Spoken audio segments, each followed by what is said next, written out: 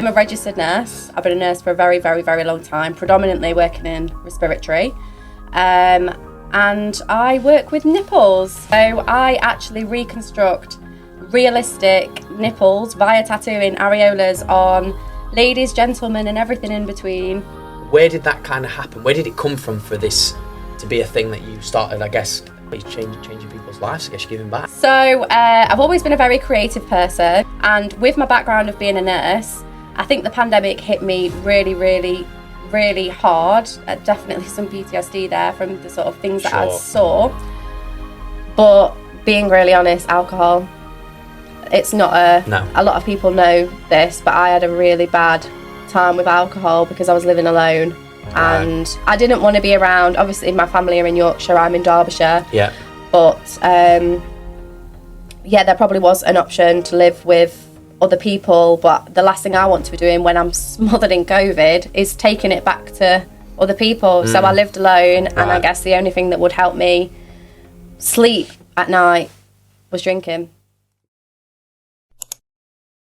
Hey everyone, and welcome back to Master Your Life Beyond the Boardroom. I am your host, Luke Beastall. We're back in the studio today with, well, I'm going to introduce just in a second, but she is probably a guest that will take you all by surprise in what she does. It's a very niche actual area, but we are going to delve into that just in a second. But as you know, I always love for you guys to give us any feedback, share any comments below on what you're taking away from this episode, and please do like I say, like, subscribe, and share with people that would benefit from an episode like this. So, first of all, Emma is in the studio. I'm just going to introduce her in a second, but as you know, I like to share a little bit about how we connected.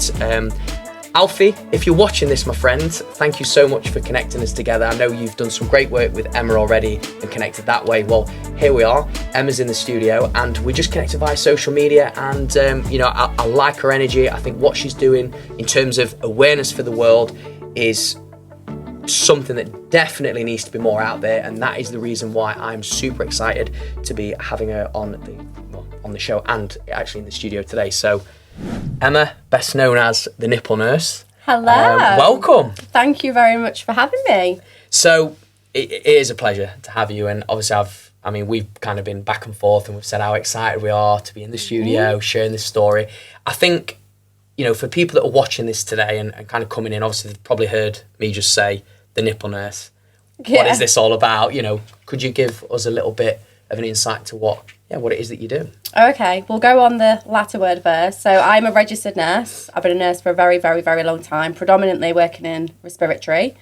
And I work with nipples, which most people don't like that name of nipples, areola. So I actually reconstruct realistic nipples via tattooing areolas on ladies, gentlemen, and everything in between. After having a mastectomy, I create a new nipple on people that have had their breasts removed, which is a very niche, weird and wonderful market, an absolute pleasure to do. But yeah, that's kind of it. That is what I do. Yeah, but that's really good though, and I'd just love to know, where did that kind of happen? Where did it come from for this to be a thing that you started, I guess, you're changing people's lives, I guess you're giving back? So I've always been a very creative person, despite being a nurse. Ever since I was little, anything that I could ever get my hands on, like I was talking to you about earlier, whether it be Play-Doh, anything, drawing, painting, anything, I've always been extremely, extremely creative. And with my background of being a nurse, I think the pandemic hit me really, really, really hard. Definitely some PTSD there from the sort of things that I saw. And I just thought, you know what, I honestly don't think that I can do 12.5-hour shifts for the rest of my life. As you know, I work predominantly night shifts. It ain't good for anyone. I can't do this forever. And I've always wanted my own business. So how could I piece these two things together? So without getting too technical and medical, throughout the pandemic, we were seeing many people that were coming in that had COVID. And as part of that, they were individuals would have chest x-rays to see how bad their chest was, etc. And we actually found a massively astounding amount of people when they had these scans that they got breast cancer. Exactly. You think you're coming into hospital with COVID, something that especially through the second wave, was not necessarily preventable, but we could treat it, you know? And then to find out you've got something like a stage 4 breast cancer is awful. And I think the main thing that spurred me on to do this is I remember looking after a lady that was the same age as me. Well, not much older than me. At the time, I think I was 27, 28. Right. She'd found out she got breast cancer. Yeah. Obviously, very lonely and awful place to be. And I'd sort of seen her through her journey, kept in contact with her. And I'd seen her in different parts of the hospital, like doing extra shifts and things in different areas of the hospital. And I was actually there at the start of her journey when she found out she got breast cancer. But I was also at the end of her journey as well when she passed away. And as one of the parts of the job as a nurse is when somebody unfortunately does pass away, we have to do something called last officers, which is where we have the pleasure of preparing somebody's body for mortuary. Okay.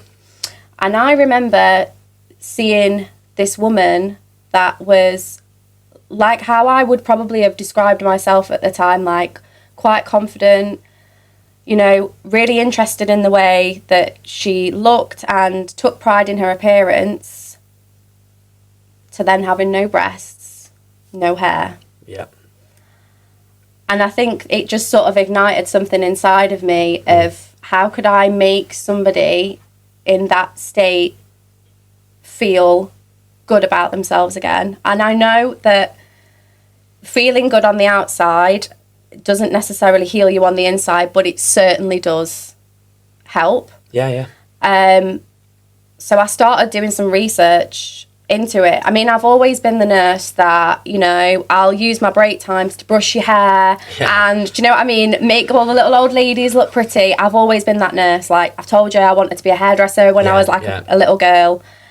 And I just thought, what can I do? So I started researching into breast cancer, but like heavily down a rabbit hole of breast cancer and what things can be done to make people feel good. So whether that's, you know, I went down a route of looking at different wigs that people could have, but then I predominantly then started looking at certain padded bras that you could get, and I realised that there was such a lack of service available, apart from charity work, like on the NHS, there isn't much aftercare, and like it breaks my heart to say that. You know, I've got close family members with cancer, and I know even like with my mum, when she was going through chemo, depending on what kind of cancer you have, you would have to have a certain like grade of cancer in order to qualify for a certain wig, which most people don't realise that it's not that you go through chemo and you get given a wig. That's not necessarily the case. And even though I'm not in that position where I'm going through chemo or anything like that, I just know from looking after ill patients how much just like washing and blow drying the hair can, you know, just make yourself, you know yourself, like if you're having a bit of a bad day, if you go and have like a nice shower and dress yourself up, it makes you feel good. So that's what I liked doing for patients. So that was when I went down the rabbit hole of like, you know what? I saw areola tattooing online. It's not a service that is available on the NHS. There are a few hospitals that do it, but it's very few and far between. And when I really delved into it, a lot of the nurses that are paid to do this for a very for a day a month or whatever, their training is really poor. And they were leaving a lot of ladies and gentlemen with like blue nipples because they were not using like the right pigments, the right technique, the right needles. They just weren't trained properly. But this is not like every single hospital because, as I say, it's few and far between. So I then went on this mass rampage of being like, this is what I'm going to do. I'm going to do something with this. So I decided, I spent months on night shifts, and I mean months, researching the best places that I could go to have this training. But I thought, firstly, what I need to do is, yes, I am a creative person, but how how do I know that I'm going to be any good with a tattoo machine? Yeah. Anyone that has tattoos knows that like these like machines are really noisy and they're shaky. Like, how do I know that I'm going to be any good with one? So I actually looked at doing fine line tattooing first. So I don't know if you know what fine line tattooing is. Yeah. For anyone that doesn't, it's a different technique to tattooing. It's not like a traditional, conventional tattoo where it's quite thick. They're very fine and delicate. I've seen the photos and stuff. Yeah. Really pretty, lovely tattoos. So I went and did that training first, just so that I could more or less see that I was a dab hand with a machine. Yeah. And then I booked myself on multiple courses, like all around the country, to just learn as much as I could. I'm one of these people, if I want to learn something, I want to be the best of it. And that's something that's carried me throughout my whole career as a nurse. Yeah. I ask so many questions to the point that people get bored of me asking questions, and it's just because I want to know. And if I don't know, I'm going home and I'm researching on YouTube. Like, I want to know absolutely back up what you do.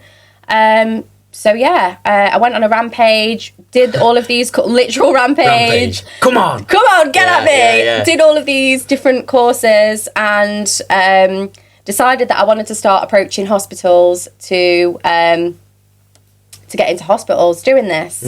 However, as you know, it's been extremely hard. So for me, it was sort of, as any salesperson would when you look to book a course, oh yeah, like, you'll be able to do loads of this. So for anyone that doesn't know, it's 54,000 women a year, and that's just women alone. There will be women that are undiagnosed, are diagnosed with cancer every single year in the UK. In the UK alone.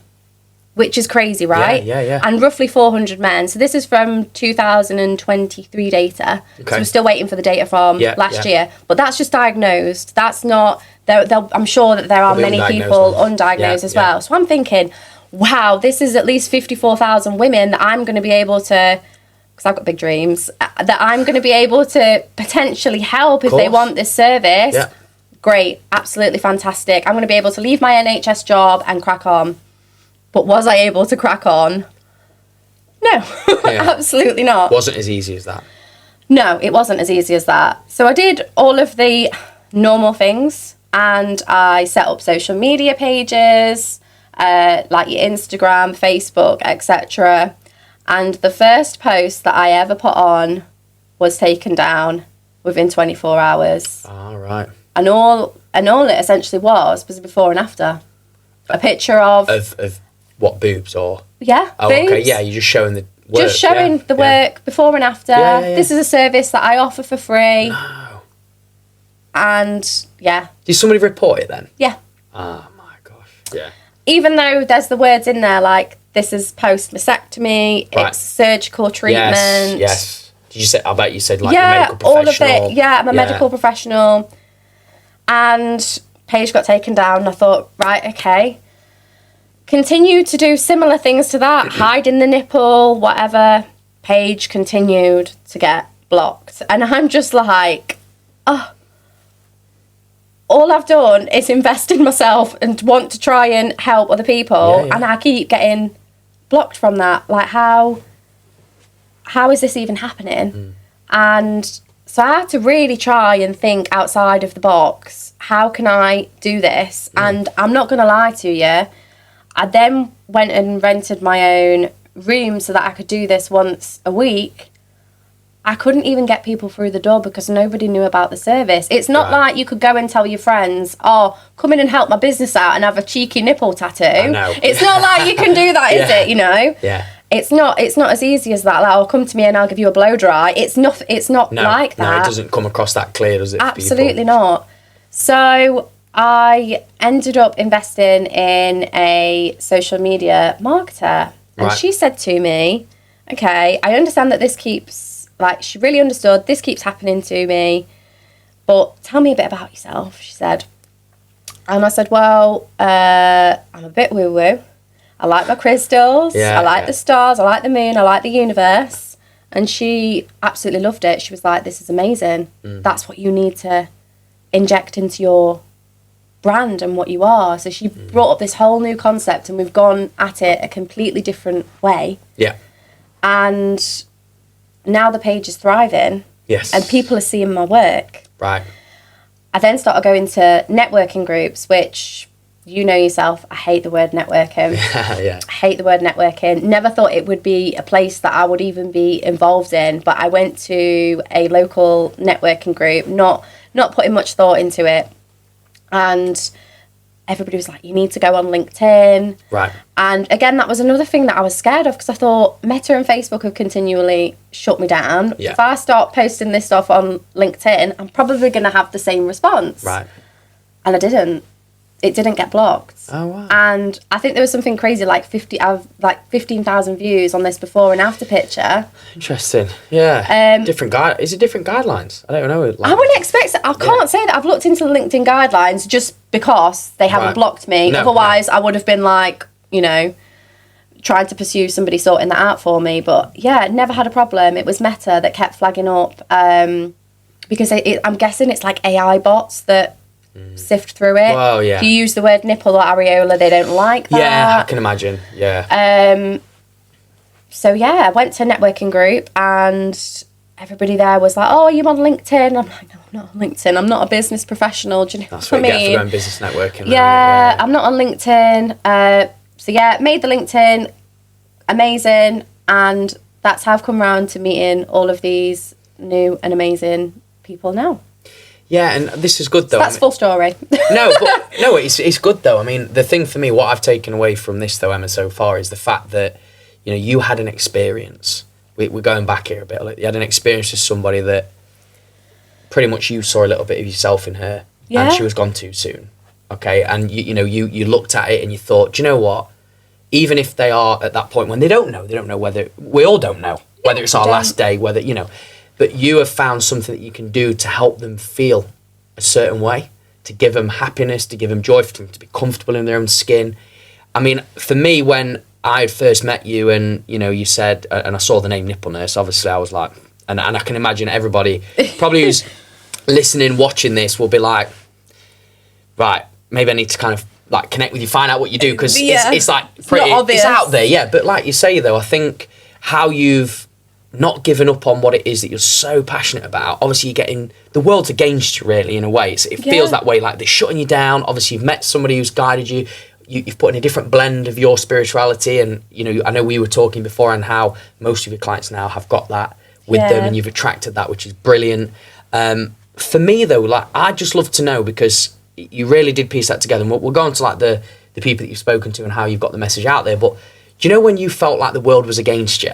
And, you got shut down, because, I mean, this is important for the audience to understand as well, because you're going to get rejection. You're going to get people stop you doing what you want to do. And but for you, it was a lot. Like, what did you do? How did you kind of get past that barrier to keep going and not going, oh, do you know what? I'll just stick to what I'm doing, and maybe I can't do that just yet. So I won't lie. It was an awful time, because my overheads were, apart from obviously how much I'd invested in it, it's not really a financial thing, but the first thing that I was thinking about in the morning and the last thing before bed is I can't get anyone through the door. Right. And the embarrassment of saying to my partner when he'd say, oh, who have you got in this week? And I'd be like, I'd lie and I'd say that I'd got people in and I'd go and sit in an empty room. Okay. And how long was that, if you don't mind me asking, how long was that for? From August to October. So there was a couple of months where it was pretty... Couldn't get the word out. Oh, right. Just couldn't get the word out about what it was that I did. And like you say, it's not like you can just invite a friend down and be like, let me... Yeah, do your nipple kind of thing, or do the fine one. How did I get over it, really? I think spirituality was probably the only thing that got me through. Right. Which might sound crazy to some people, but I just had faith that what I was doing was so good and could change that many lives. And I'd invested so much of my time, resources, energy. I was like, this is going to come back to me, and I'm going to help so many people. And I'm not one to give up. I don't give up easily anyway, despite it smacking me in the face so many times. So I decided to do something even crazier when I had an empty room, and I tattooed my own nipples. Oh, right. So I know this sounds crazy, don't everybody be thinking that I've got like flowers or anything there. It's not that. I just didn't have much colour there. So I've always been a nurse that will, and I think it is an ADHD thing, I've spoke to you about this before, I like to empathise with people about how they feel about how I can put a spin on things to make somebody feel at ease, or at least show that I have some understanding to a degree of what they're going through. So whether it be in nursing, whether somebody's having an injection or whatever, I'd always be like, oh, I've had this one before, it might sting a little bit. Oh, you might find that this happens or that happens, or this is completely normal, just to put people at ease. Yeah, of course, yeah. So in my state of craziness, I decided, and because I had lots of time, to tattoo my own nipples. So you were there showing them? So that I could see, so that I could tell people what it felt like, how long it would take, and what the pigment would look like and last like. So I'm not going to lie to you, the amount of time, and I think it's got to be an open space when you're doing something as vulnerable as that with people. Massively. The amount of times I'm just like, yeah, this is what it's going to, this is what it's going, this is what it's potentially going to look like. This is normal, and I can at least show pictures of what it is, because I can't post any of that online. I'm just gonna get blocked again. Do you know what I mean? No, but that trust though is, I guess, so much lifted, and people are like, I trust you if you're there displaying that right in front of. If you've done your own work on yourself, like it must be. You can't be. You know what I mean? Yeah. It can't. Well, be they're buying you at the end of the day as well, and it is a treatment that I guess that they'll be really nervous about as well. So, like you say, you're making them feel more at ease. Yeah. So I think having the mix of creativity and skill, knowledge. So I don't just mean the knowledge of the actual tattoo, but an understanding of, to some degree, obviously I haven't been through what that individual has been through, but I can, I understand what chemo is like, what chemo is used for, the cycles. I've been through this all with my mum. Right. The use of steroids, everything like that. I've got that understanding, and I think empathy is probably just something that is in You can't teach compassion and empathy. That's something that you're born with. Yeah. And the fact that I have the mix of that, I feel very lucky and privileged that I can provide this service and make people feel comfortable. So I feel like it is a really beautiful fit, and I feel like I found my calling. It might be in nipples, but I found my calling. Yeah, no, definitely. I think just how you share that as well, and so openly, by the way, which I really appreciate, because I'm learning as I'm sat here, and I know people who are listening are learning as well about what you do. And I think this shouldn't be dismissed. This shouldn't be dimmed down or like, don't talk about that. And the fact that you are actually teaching what you're preaching, like you've done it yourself, you are your own product, and you are actually saying, look, hey, listen, I get it. I've been there. Obviously, I know you've not been through the process, but you've obviously got your mother who has. There's an element of understanding. So I guess when they come into your treatment room and you're right in front of them, they're instantly feeling a sense of calm. And just out of curiosity more than anything, when these like patients come in, or these people that are, probably in a bit of a vulnerable state. Yeah. What's the one thing that they ask for the most from the treatment as a bit of a return for going through it? And what do they want? Just to make them feel whole again. Really? The word whole comes up a lot. Does it? A lot. So what did they kind of say? They feel a bit empty or? Yes. So I had a consultation with a lady last week that's travelling really far to come and see me. Really? And she said that the closest place that she knew of to go to was the Isle of Man.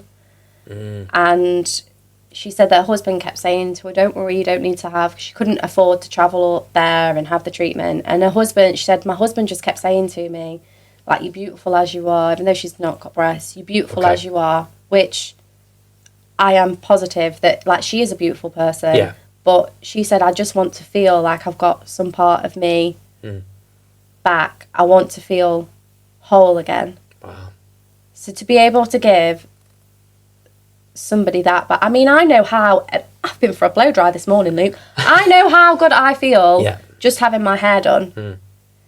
Like I told you earlier, the lady that I had for the she'd not had she'd not seen nipples in 12 years on herself in the mirror. Yeah, I know, that's... And when I did her areola, her tattoos for her, as I call them, her tattoos. It's a good name, isn't it? Tattoos, hashtag that one. But when she'd had them done and then put a white bra on over the top, she'd already been crying, but she cried again. And she said to me, she said, like, do you realise how much my husband is going to love these? And the smile that was, tears and smile that was on her face, I could only reflect that back from myself. I'm very open about my sexuality. I know that it's a big thing as a woman to want to feel sexy for our partner. As much as your partner can turn around and say that you look sexy in your gym jams with your hair slapped back and no makeup on. It's a big thing for me as a woman to feel confident and sexy bare. So when somebody's got a tattoo of a nipple that's not going to rub off and it's there permanently, oh God, to be able to give that back to somebody, mad. Is that not crazy? That you can do that for somebody. That's what I mean. Like you saying it like that, you say it with such, like, you just roll. It seems so like, that's what you can do, and possible. You know, it's like that possibility. I think, you know, for me, sat here listening, I wouldn't think that was a thing. You exactly. know? And this is what I think is brilliant about you sharing this today. And obviously we have spoken before, and you know we've built like a friendship and stuff. And I think just people hearing this today, I just think they're going to come off this episode and be like, I've just been watching this episode, and this woman is an absolute machine. She's doing amazing things. Did you know this is even a thing? Like, people wouldn't even know. So you're raising awareness on that, and I think the fact that you've said that it's helping women and men, you know. Yes. I want to put men in there because, you know, obviously you've said about that with the data.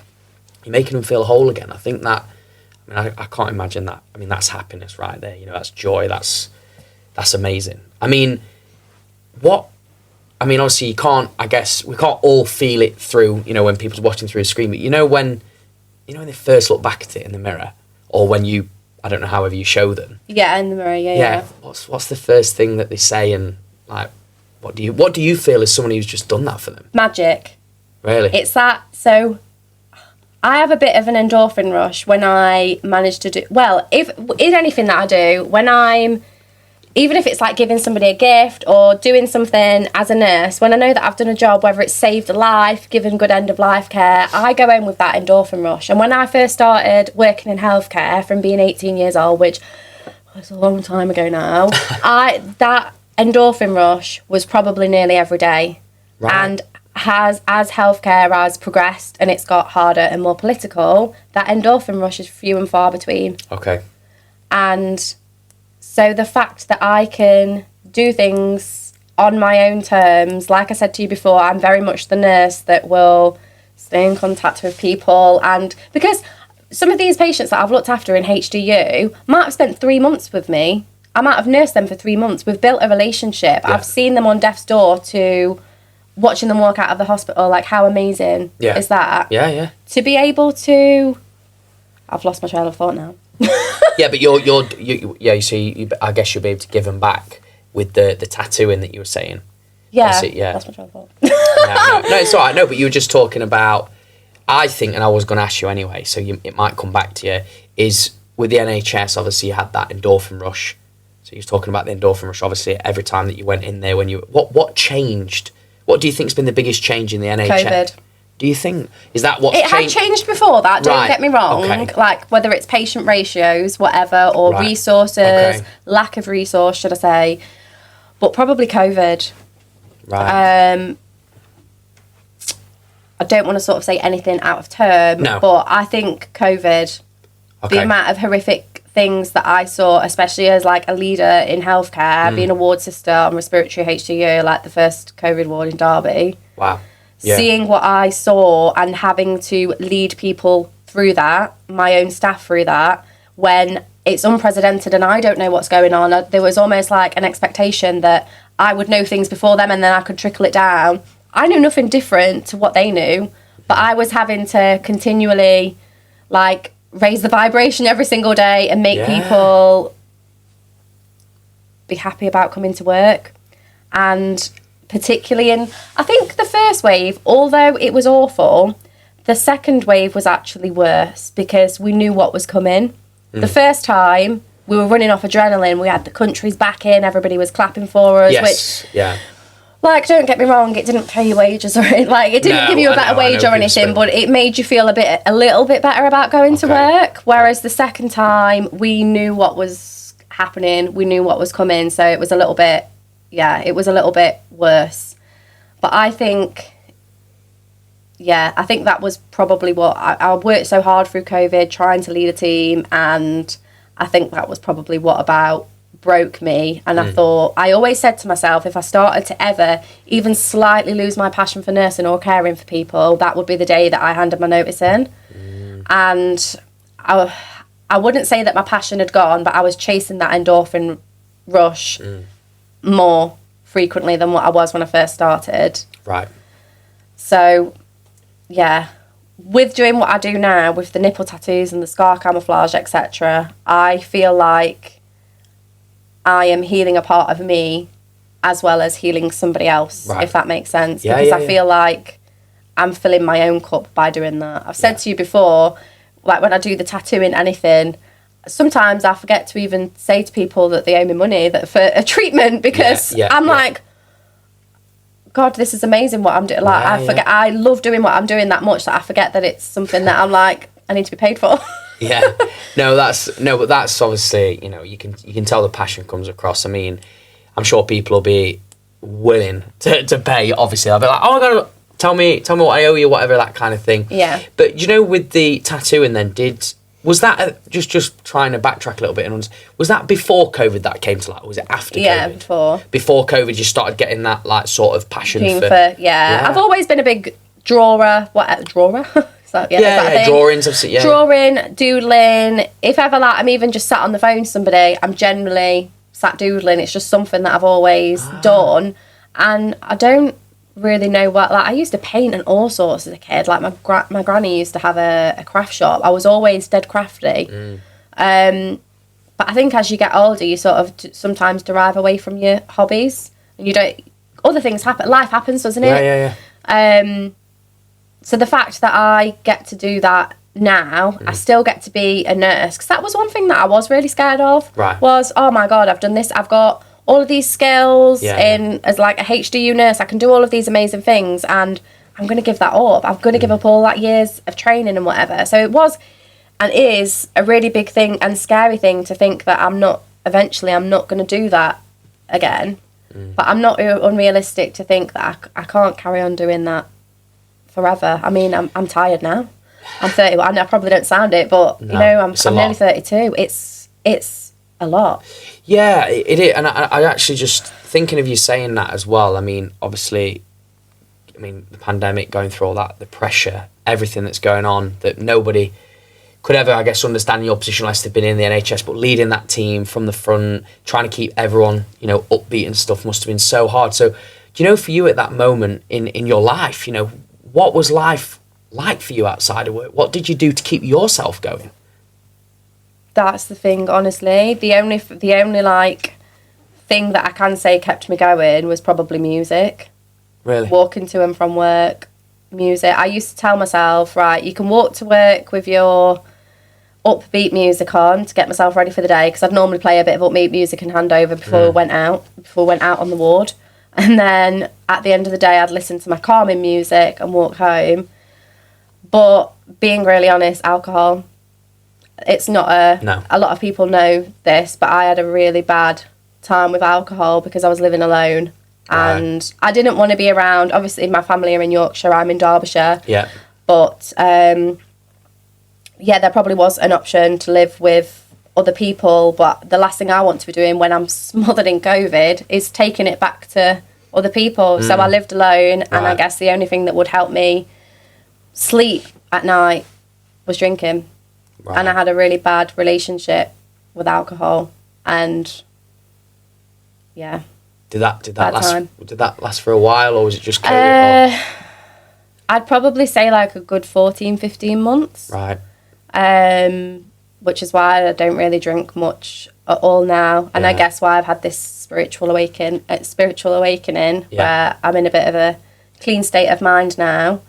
But yeah, probably, and that's really hard. Like as a nurse, when I should really, I'm preaching to people that they shouldn't drink, they shouldn't smoke, they shouldn't do this, they shouldn't do that.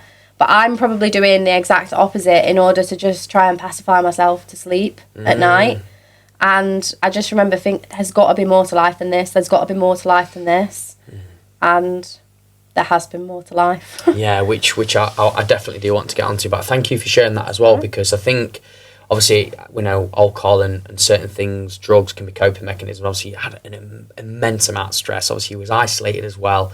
I mean, I know a lot of people, and I can relate as well. When you feel so trapped, there's got to be some element of release, or some like, oh, this will numb me down a little bit, the pain and that kind of. So I completely get that when you've got that suffering as well. But just in terms of like backtracking, because we was talking beforehand about this inner child and stuff like that. Obviously, you talked about when you was a child, you was Play-Doh, you was crafty, you was all that kind of stuff.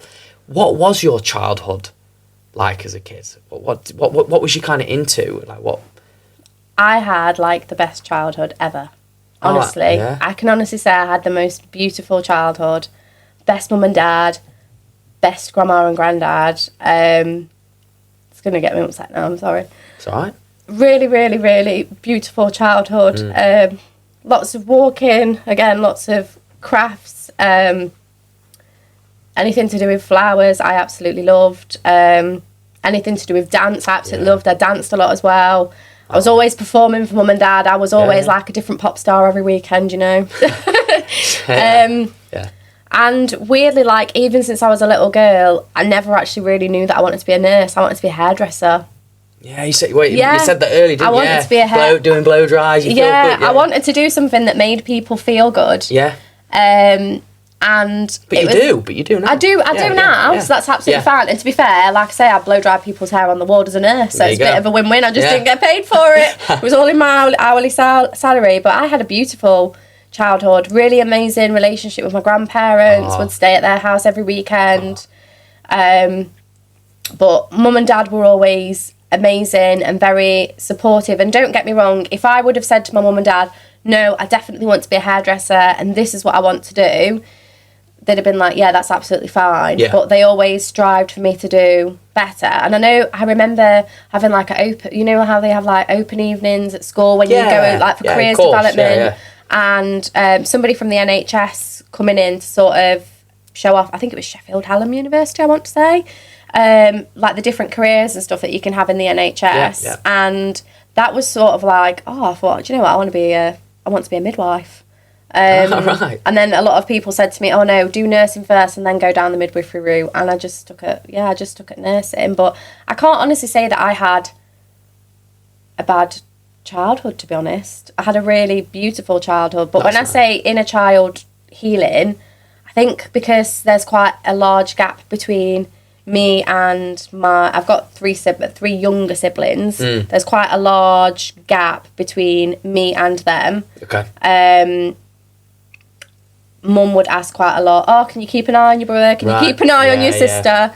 And I feel like I had to grow up pretty fast. And I think that's kind of where the caring side of me comes from, because even till this day, I'm still so overprotective of them. Right, in a way, like mothering them in a way, or... Oh, yeah. If they tell me something's gone wrong or somebody's done anything to her, right, let me get at it. Yeah. But yeah, I can't honestly say that I had a bad childhood. I had a beautiful childhood, really. No, and this is good though. I mean, it's obviously it was nice in a way. I'm not saying like I want people to cry on the podcast, but you could really tell it was good memories and stuff, because it obviously got you a bit emotional. But I think the fact that they allowed you to be who you are, follow your dreams, and you can see that the caring side's coming out obviously from what you shared, definitely the creative side.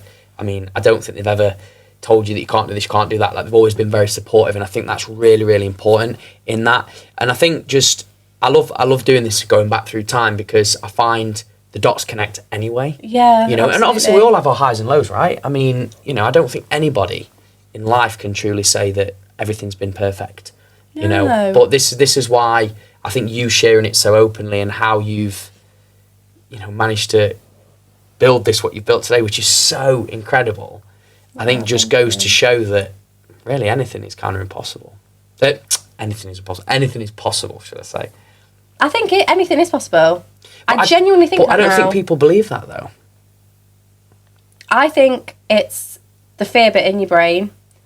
We're all built, aren't we, to I would say that we're all built to have that little bit of survival mode inside our brain. Massively, But over time, like I've had this conversation with you before, if I have an idea about something, again, it's an ADHD thing, I have to do it sort of then and there, or really go deep down and delve into it, and I want to do this. Because if not, if I leave it over time and sit and ponder on the idea, that bit in your brain that sort of weighs up decisions will start to say to, that fear bit will start to come in and say to you, but this could happen. That could happen. But what if this happens? But you know what? What if actually it turns out better than what you ever expected it to? Yeah. And I never expected, honestly, the things to be going, I'm so happy to say this, like, as well as what they are now, considering what happened at the start when I first started renting my own room and stuff. I can't honestly get over it. I'm mind blown. Yeah, but I think this is where you have built a thicker skin with it as well. And obviously, I know hearing and we'll get onto like what's kind of come from it. But we've got to remember though, there was what you've shared already. There was a 2-month period where nobody was in that room. You know, August to October, like you said. I mean, there's a lot of people that if they was to go to that would most likely just give up. First week, not for me. So, you know, for you from a mindset perspective, if you could share anything as this piece of wisdom or an insight or anything that you could say, if someone out there is like, you know what, your story is like literally so inspiring, I've got something that I want to do that maybe doesn't seem probably what people would understand. It seems like what you did, like niche in a way, it's different. What would you be saying to them if they've got that inside and they're not letting it out and sharing it with the world? If you're that passionate about something, you will make it happen. I agree. If you are that passionate about something, you will make it happen. It might not happen exactly how you want it to. It might not happen as quickly as you want it to, but it will happen. And I quote that because out of anything that I have done in my life, whether it's nursing career, personal life, goals that I've had, I have made it happen because I want it to happen and I've believed in it and I've let time help me, if that makes sense. But if you want something enough, you will chase it. That's what I think anyway. Yeah. There was nowhere. There was times that I would sit there, like I say, in that room and think, shit, I'm throwing money down the drain here. Oh my God, what am I going to do? I don't want to be a failure. So if you are that passionate about something, you will let your mind sit and tick away about different ways that you can get around making it work. That's what I think. Where there is a will, there is a way, in the famous words of my grandma. No, but absolutely spot on. And I think it's really great that the biggest thing that stood out for me there, what you just shared, is if you are really that passionate about it, you will find a way.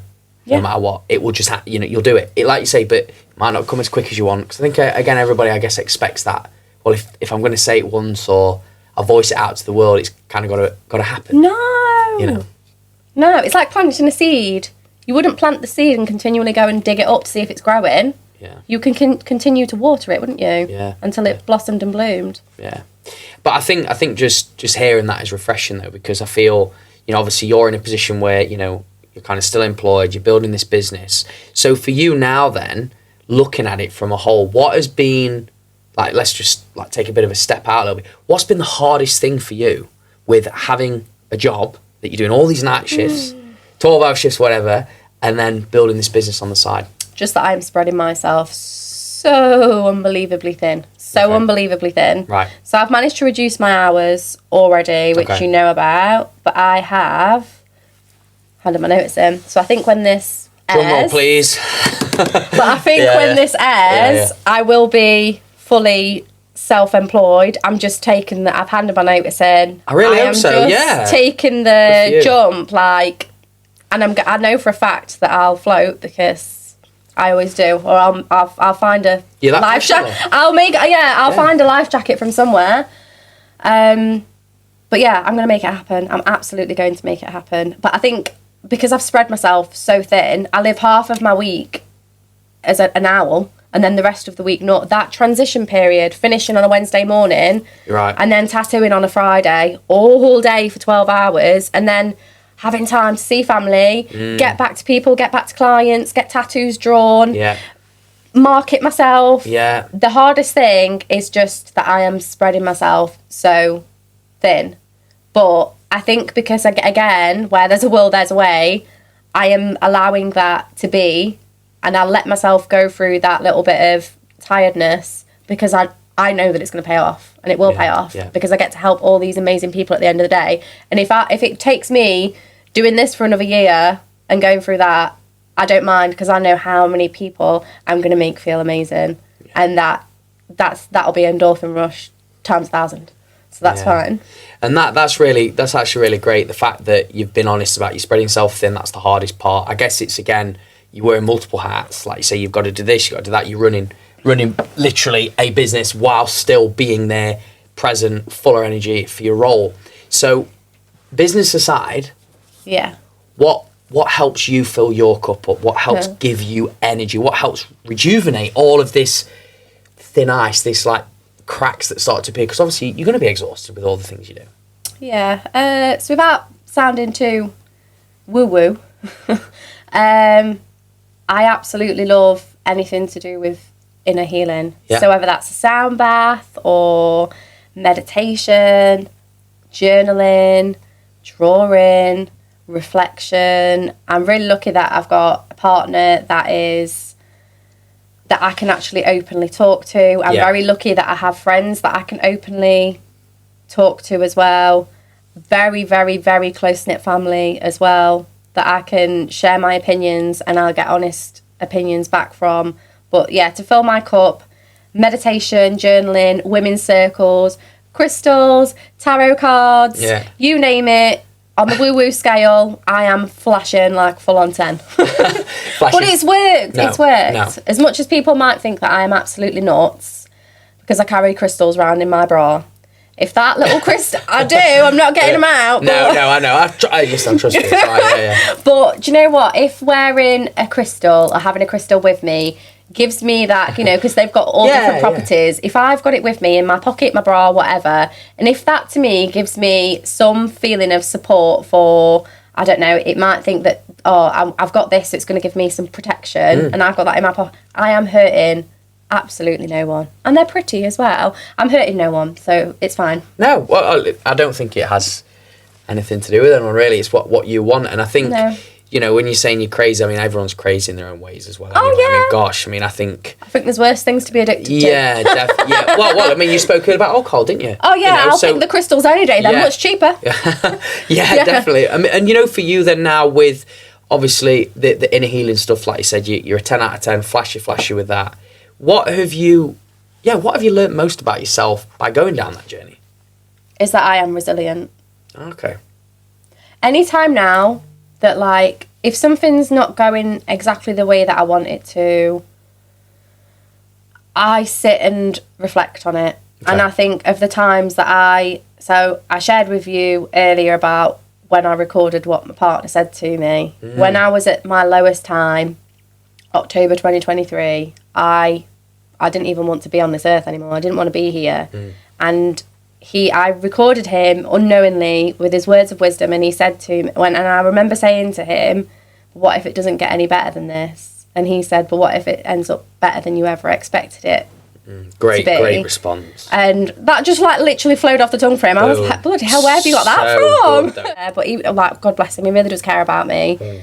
So now, if something's not going right, I think of the amount of times that I've been crushed and heartbroken by things, and the times that I couldn't even get myself off the settee, and I wasn't eating and I wasn't drinking and just not looking after myself.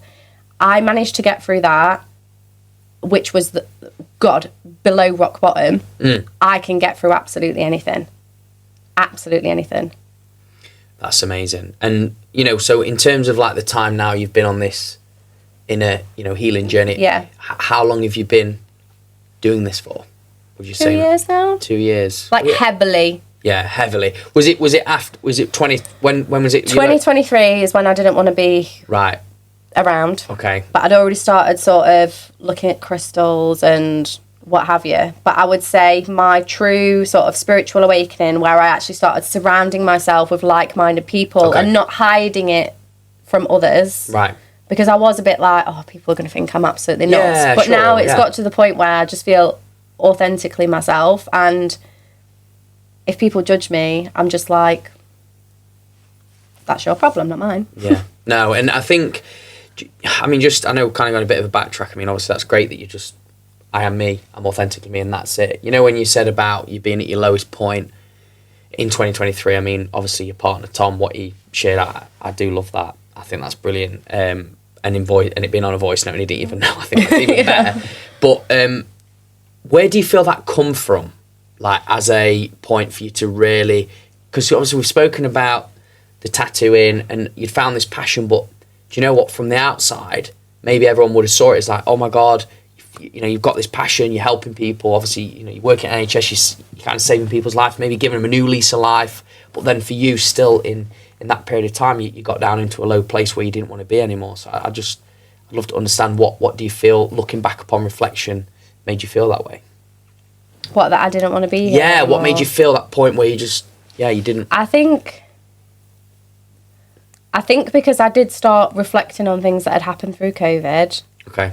And the things that I saw, and I probably didn't surround myself with the best people as well. So I'm not from Derby, I'm from Yorkshire. Yeah. So when I moved to Derby, because I was by myself at the time, I only ever was friends with people that I worked with. Which, yes, we did have that common bond of we were nurses, but in actual fact, from like a hobbies and things perspective, didn't really have that much in common. So, again, I probably wasn't authentically being myself. And when I spoke about the words, there's got to be more to life than this, I think that it wasn't just from a work perspective of there's got to be more to life than 12.5-hour shifts. It was more, there's got to be more to life than the hobbies and things that I have, really, which were going out and drinking and being stupid and probably all of the things that come with being in your 20s, really. And I think it all just, over a period of time, just burdened me, and I pushed it to the back of my mind. Like, when I was younger, I wrote a lot of poetry. To be fair, throughout COVID, I did write a lot of poetry, which I have started to recently share, but because I never openly spoke about my feelings, especially being in, like, the position that I was in as a ward sister through the pandemic, I didn't feel that I could trust and open up to people because I was in a position of authority. Does that make sense? Yeah, of course. Yeah. So I didn't really have many friends. Like, there probably wasn't many people that I did feel that I could open up to. And I never wanted to scare, like, mum, dad, partner, because I wasn't living with them at the time. I was living by myself. If they're already scared of me being in a position where I'm working on awards surrounded by COVID, they're already worried, you know, that something's going to happen to me in that respect. Why would I want to tell them that I'd got all of these, like, dark thoughts and things? It's going to scare them even more. Do you know what, like, that's, I mean, I mean, not to put it on me or anything here, but I completely get that. The isolation period, I mean, when I was at my lowest, I was away from home. I was away from all my friends, felt trapped. You know, even though there was football, there was part of what we did. I wasn't by any means had the authority and was like a captain or leader or anything, but I just didn't feel like I could talk to them and open up, even though I had family support, but I just felt they were miles away, which they were kind of, but they weren't a million miles away. Sure. But I think where you've just said there about, it is that identity outside of work that is so, so important, and having a community of people where you can truly be your authentic self and feel like, you know, that guard can be let down, that you can just go in and just scream from the, you know, from the rooftops and people won't go, whoa, you know. And I think that how you've spoken about this group of people that you've found, like spiritual awakening, you found your people. Yeah. You know, you found your tribe, but it's kind of like naturally, I guess, intertwined with your work as well. So it's like, it's not just life, it's actually coming to business, which makes it even more fulfilling. Everything happens for a reason. In the words of Grandma Betty, again. Everything does. Everything does happen for a reason, 100%. Yeah, but I think as well that, I mean, I'm just sat back listening here and, you know, obviously sharing it. It does happen for a reason, but it kind of really comes together well on, like, you know, where you are today and how you've gone through your childhood and it was all happy, and then you've still kept your creative side. Now you've just said about poetry's kind of coming back. It's like done a bit of a full circle, which is great. So for you now, being on this spiritual journey and then obviously bringing this into this new business, and, you know, by the time people do watch this, you're going to be a full-time business owner, which is pretty damn cool. Nerve-wracking as well. What's next for you? Like, where do you... No, I don't want to say where do you see yourself 5 years, blah, blah, blah. But, like, where do you want to go next with it? I'm taking over the booby world. Told you I'm going to be the tits of the NHS. Tits of the NHS, I love that. Not the tit of the NHS, the tits of the NHS. Could have a mix though, like just say it how it is, and just so people could go, oh, she's a tit. But I really, really want to get this service out on the NHS, like throughout across the whole country. I want post-trauma care to be accessible on the NHS with nurses or individuals that have had the correct training in order to do this. That's my plan. So I'm not giving myself any goalpost of I want to do this in 5 years' time or 10 years' time. You know me, I don't have business strategies. Yeah. I just have goals, and I will get there before I retire. I've got lots of goals, but I feel like that's my big one. Like that is one of the daddy ones, you know? Yeah. So do you want to be like passing it down to these people, like teaching? Absolutely. Oh, nice. But I think also the big thing that I would love to do is to raise awareness. Yes. That's the biggest thing. Prevention is better than the cure, right? Yeah, 1,000,000%. Yeah. So by the time that this has gone out, the Pink Ball campaign should have been it'll be advertised and out, which is a scary feeling. Hopefully, feel it on the first. Talk about that just so people can understand. Feel it on the first. What's that? So it's making the conscious effort to feel your breast, whether man, woman, men included as well, to feel your breast. Unless you're pregnant or breastfeeding or on your period, at least schedule on the first of the month to then check your breasts. So check in for any lumps, bumps, anything that is completely abnormal. It's a big thing in the cancer community. But the reason that I have made the advert, which you'll have to put a link in for everybody to see, is that I find that because I am in that cancer community of seeing all of these amazing cancer warriors that are sharing out everything on the first of the month, we're just sharing it back into the same community. So I wanted to do something to raise awareness, to involve everybody, because cancer doesn't discriminate, right? No. It's I wanted to involve a diverse range of people from literally all over the world in order to get them to know the amount of people that when I have asked them to be involved in this advert that have said, men can get breast cancer. Yeah, I was a little bit surprised. Yeah, I'm not going to lie. But then I almost feel like part of my job it's not done, but when I even hear that response of, I didn't realise men could get breast cancer, I'm like, well, do you know what? Yeah. You've learnt something today, so check your breasts. So there's a big thing on the first of the month, and it's just a reminder to check your boobies because, as I say, cancer doesn't discriminate. And, it could be that you find a lump and you go get it checked out and it's nothing, but it could be that you find a lump, you go get it checked out and it's something. But is that what it is then? Just like if you feel it and it's a bit of a lump, then or you notice something abnormal. But this is the good thing about making sure that you check your breasts regularly, in knowing what your actual breasts feel like normally. So then when you do check, if you're used to feeling them, so check your breasts. Yeah. End of the story. Check the End of the story. Just check your bloody boobs. No, that's good. Well, like you say, it costs no money and it's seconds. Yeah. No, that's no. You're absolutely right. And I know it's one of them again in it where people will be a little bit, this is weird. But nobody has to see. You can just do it in your own time and just double check. Be in touch with your own body. But this is where, like, education, it really needs to come in schools. As much as I know that when I'm going to go around schools educating, because that is a big thing that I'm doing this year, I'm going to have 14-year-old, 15-year-old, 16-year-old girls and boys laugh at me and be like, who is this woman that's telling me to feel my boobs?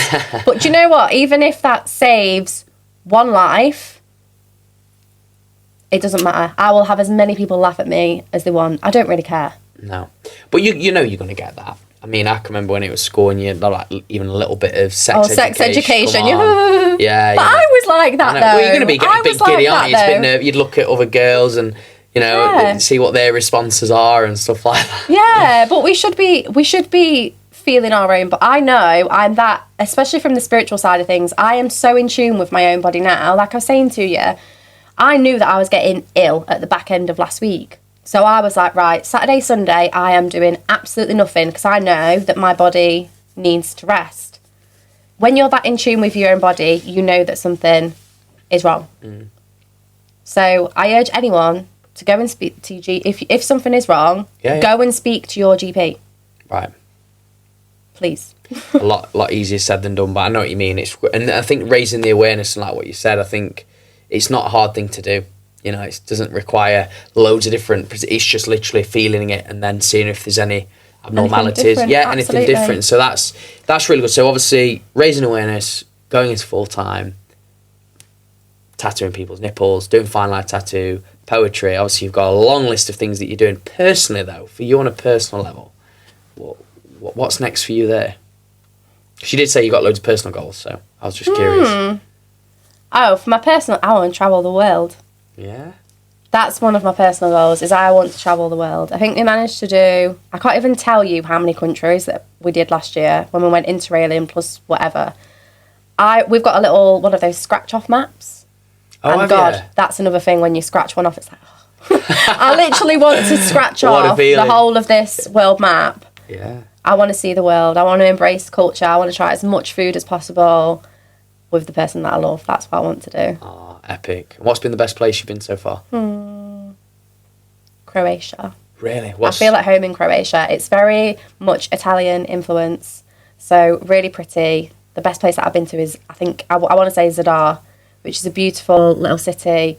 It's just really small and cute, and it's not really that much of a touristy destination, but it's got a sea harmonica, which, like, when the waves crash into it, it naturally plays like a harmonica sound. Really? So that's whenever I'm, like, meditating and I want to get to my Zen state, I am sat there, as I was in that state, with my feet hanging over the side, just listening to the waves crashing in and making this beautiful sound. Croatia, 100%. Beautiful weather, beautiful people, beautiful food, beautiful wine. Wine's a killer, yeah. Wine's a killer. Yeah, that was my vice. But, travel the world, and because I want this business to thrive, and it's going to thrive, I want the freedom to spend as much time with my family and loved ones as possible, because if there's anything that I've learnt in nursing, life is too short. Yeah, and that is so special that you've shared that. And I think as well, running a business that's thriving, you know, it's going to do well, is going to allow you that. But, you know, for you, I'd just love to know from now I'm going into a bit of a business mindset here. So in terms of, obviously, you know that you have to be there in person with people for these procedures and for you to do the tattoo. Have you thought about, or like, what's your thought pattern around having time off? And that like you said, you've got all these aspirations and goals, but have you thought, like, what are you thinking about your boundaries? Have you? I don't know. This scares me. This scares. Okay. So you know how I said to you this weekend, I haven't replied to anybody's message. Right. Okay. Oh, it has almost killed me, because I'm now in the back of my mind like, I've got all these messages to reply to. I'm gonna have designs and stuff to do. It's all gonna pile up. Okay. And the fact that I've already got a few.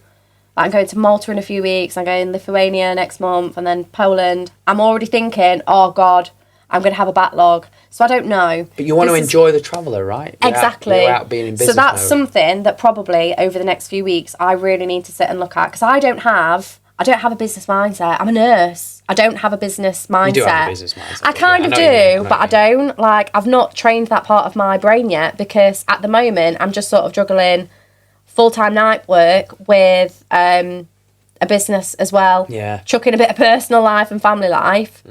But hopefully once that nursing aspect has gone, I think, I don't know, I'm going to have some boundaries with messaging people back at certain times, only looking at my phone on certain times, probably going to have to get a different phone, I don't know. But that's just all going to come with learning, and that's why I like this podcast so much, because the amount of different things that you learn from different people that have been through similar experiences that say, do you know what, I wish I'd have done, if there's anything that I could do, I wish I'd have done this before, or I wish I'd have done this or not done this. Podcasts are like the best thing for that, because it's real life people sharing real experiences, because all they want to do is help other business owners. So that's where I really need to learn from. But you've just actually said all the answers, though. Yeah, I know. Maybe I should have my messages. Maybe I might need another separate phone. You just said it all. Yeah. There you go. That is boundaries right there. You know the answers. Yeah. It's just, again, actually acting on them. Yeah. It's just making that commitment. But You know, for you, obviously, I can feel that. I mean, obviously, I know we've kind of chatted beforehand and stuff, and you're very into your traveling. You've done it a lot before. Obviously, I know you love traveling with Tom as well, and all that kind of stuff, and family. And it's really hard, obviously, when you're so much in the business. Obviously, I know you're kind of leaving behind a role, and you're going to get a lot of kind of time back. But it's just not forgetting and losing that. Yeah, losing that what you want to do personally. Yeah. In your professional life. So it would be actually really good. Just fast forwarding here into like maybe a 2026, 2027 version, it might even get you back on and actually talk about what's changed, because I think that'd be really good, just obviously having this early stages of business to know where your business is and how it's been, you know, as a reflection, because I think that's the hardest thing when I have conversations with business owners. And I'm putting my hands up here, by the way, because I am nowhere near somebody who has really strict boundaries, but I think that's the thing that is the hardest thing, when it's your business that you're super passionate about. Oh, it's my baby. And you love people so much because it involves people, to be able to kind of shut them off and be able to focus on things that actually are meaningful to you and do help in the long run, even though you don't see it initially. You're like, oh my God, I'm going to lose my business. People are going to, run away. But it's not the case. No, people will stick around if they want to. Yeah, but I think what you've done, I just want to bring this up as well, because I think this is really good. People will stick around because what you're doing, which I think is a very unique approach, by the way, you said about obviously what you're seeing with the NHS and also with the aftercare of these patients and treatments. It's not there, but what you're doing is you're not only providing aftercare, you're actually providing it with a personal touch, which I think is really good. So you've got a professional element to it, 'cause you're qualified. Yeah. You've got the experience, but you've got your personal side, which I think that blend is what people want, and that's connection, but then also a sense of belonging, which I love that.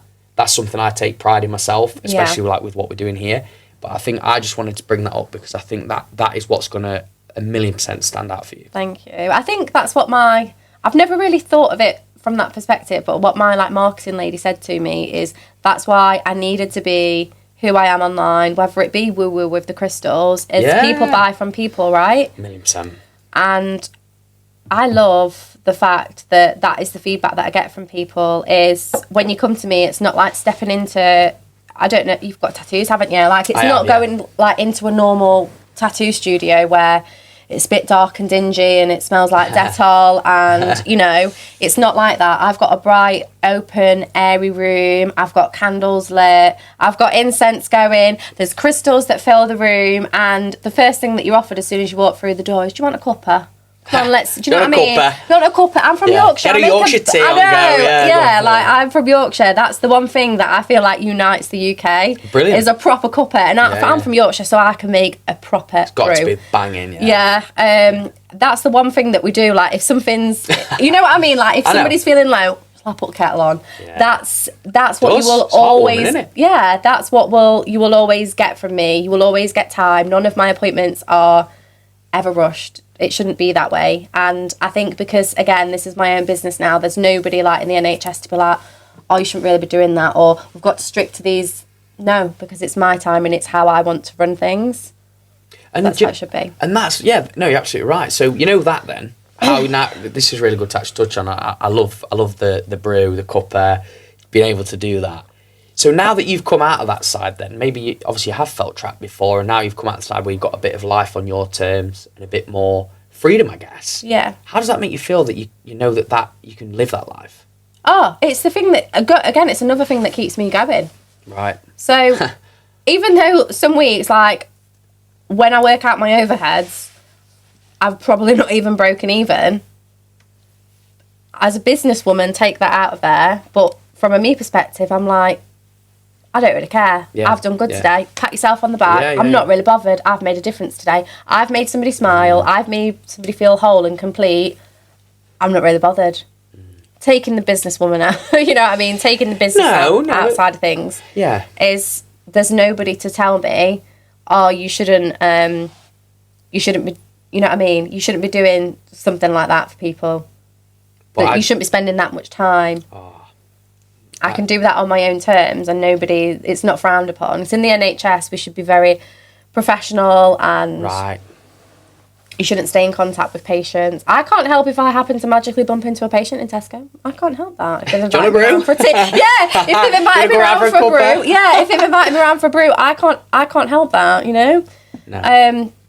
I can't help that. That's above the universe. That they've done that to me. But I can do this on my own terms now. And the amount of clients that I've got now that are now just friends. Oh, that's so and good. I know all about the journeys and stuff that they've been through, and they'll ask me about certain treatments. Like I don't mean like medical treatments, for example. Yeah. Oh, do you know if this steroid? What's this going to be like? Oh, can I ask you? Have you ever had this pain med before? Is it meant to make me feel that way? And I can answer. Oh yeah, in my experience, X, Y, Z. So I still get to be a nurse and use my skills, but I'm probably helping the NHS out a little bit, really. I think you massively are. I mean, the fact that, again, just going back to what you were saying about your clients and that personal side, you're being yourself. You know, the fact that you can drop that guard of being strictly professional and being conditioned or feeling trapped and you've got to follow these certain rules and regulations. Like, yes, you've got an element to that, but I can sense that you're just this inner child that just wants to come out and just, look, I'm just being me here and, you know, I'm just going to blow dry your hair on shift and I'm just going to do that and make you a cuppa and that's who I am and that's what I want to do. Yeah. But now you're now actually showing and displaying to people that maybe are watching this right now and going, my gosh, what an amazing person, great energy. The fact that you've been able to step out, go against the grain, even when the world's against you. You know, I'm going to say that because it probably did feel like that, especially when you was at your lowest point as well. And you're following your dreams, you know, you're following it and you're showing that if you're that passionate about something, you go out and get it. And I think that's what I would love the audience to take that away today, especially from your journey and the fact that you're also raising awareness for people when you don't know what you don't know, and there is things out there that, you know, it doesn't discriminate and it's just important to be aware of it, and I think that's brilliant. So I just wanted to piece that out there. Oh, thank you very much. Yeah, because it is good. I mean, listening and hearing it, and I know Ollie's in here as well and he's been nodding his head and stuff. I know he's engaged, and it is really nice to hear your perspective, but also the reasons that's brought you to where you are, which I think is really good. But we are unfortunately getting towards the end of the episode. Right. I know, it's mad, isn't it? But honestly, it's been so insightful. Like, I've just sat back and just been like, whoa. But good. And I know everyone who's kind of who's going to watch this back for time, you know, because this will just be constant on here. They'll be blown away. So yeah, we're getting to the final part of the episode now, and this is a question. It's what I ask everybody, really. So I'd just love to hear kind of your view on it, especially after what you shared today. So, Emma, what does mastering your life mean to you? Oh, I don't know. I don't know. I feel like I'm in the process of mastering my own life at the moment and juggling business and personal life, but probably making the most of the time that we do have whilst we're here and living life to the full. That's the only way that I can explain it, because I am in the moment. At the moment, I'm in the process of mastering my life. Yeah, but that's great. Living with purpose, basically. Yeah. So what you've said, obviously in the episode 10, and this is an extension, I guess, of the question, really, because I want to ask you this because I just think it kind of ties in well what you shared. What makes you whole? Oh. Knowing that I've helped people and that I've been kind, I would say. Yeah? Knowing that I make somebody feel good makes me feel good. Really? But that's amazing. But what other than that, though, for you, like, what makes you, like, because obviously remember, they're coming to you, they're coming, like, with obviously maybe no nipples, you know, you're going on there, you're doing that you've made them feel a certain way. Aside that, what actually makes you feel whole?